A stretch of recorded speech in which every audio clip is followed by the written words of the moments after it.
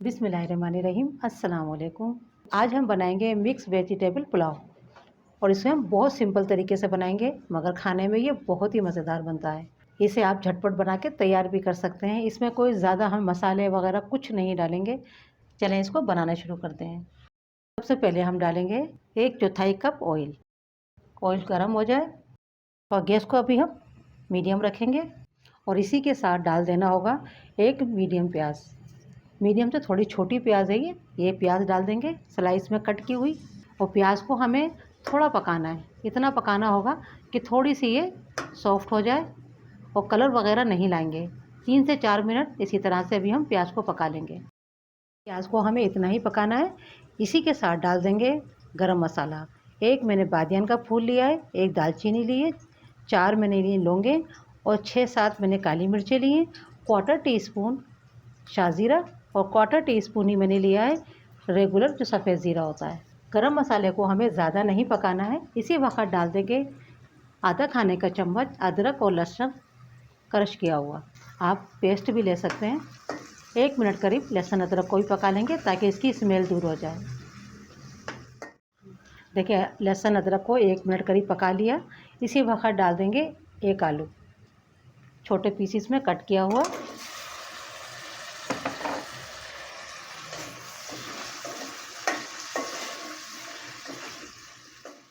आलू को भी हम यहाँ पर 3 से 4 मिनट इसी तरह से थोड़ा फ्राई कर लेंगे। देखिए आलू को मैंने अच्छे से पका लिया।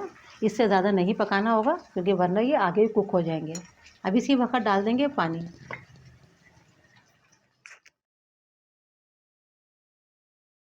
अभी मैंने 1.5 गिलास पानी डाला है। साथ ही डाल देंगे चावलों को। ये मैंने बासमती राइस लिए हैं और ये 250 ग्राम है यानी 1 पाव, जिनको मैंने आधा घंटा पहले भिगो दिया था और इनका पानी हटा दिया है। साथ ही डाल देंगे एक मैंने गाजर ली है जिसे छोटा पीसीस में कट कर लिया है। इन्हें हम कोई फ्राई वगैरह नहीं करेंगे। साथ ही डाल देंगे आधी प्याली मटर। जो सब्ज़ी आपको ज़्यादा पसंद हो आप ले सकते हैं और जो पसंद ना हो उसे स्किप भी कर सकते हैं। एक बहुत छोटी शिमला मिर्च ली थी, ये भी डाल देंगे। आधी प्याली बंद गोभी। अगर आपको पसंद है तो डाल दें, अगर पसंद नहीं है तो स्किप भी कर सकते हैं। एक नींबू का जूस। इससे क्या है हमारे चावल जुड़ते नहीं हैं, अच्छे बनते हैं। 2 हरी मिर्च, मैं मोटी वाली यूज़ करी है। चावल के हिसाब से नमक डाल दें।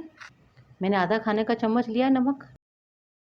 साथ ही डाल देंगे 2 खाने के चम्मच दही, जिसे मैंने इस तरह से फेंट लिया था। आधा कप पानी मैंने मज़ीद डाला है। अच्छे से मिक्स कर दें। सब्जियों को चावल को मिक्स कर देना है। कवर कर देंगे।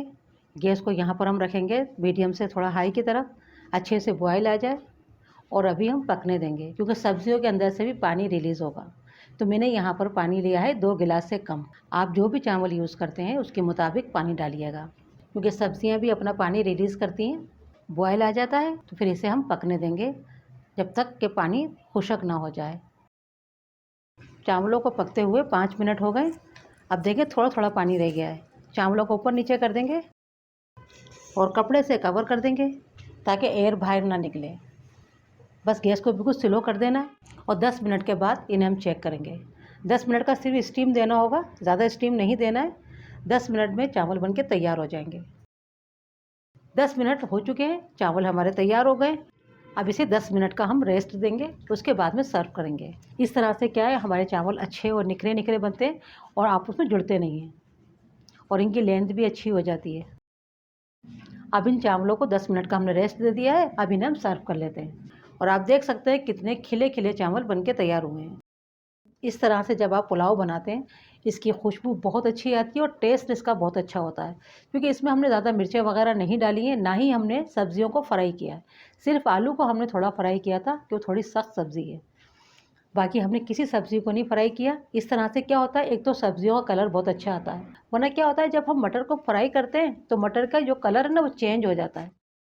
आप इसे दही के रायते के साथ भी सर्व कर सकते हैं, चटनी के साथ भी सर्व कर सकते हैं।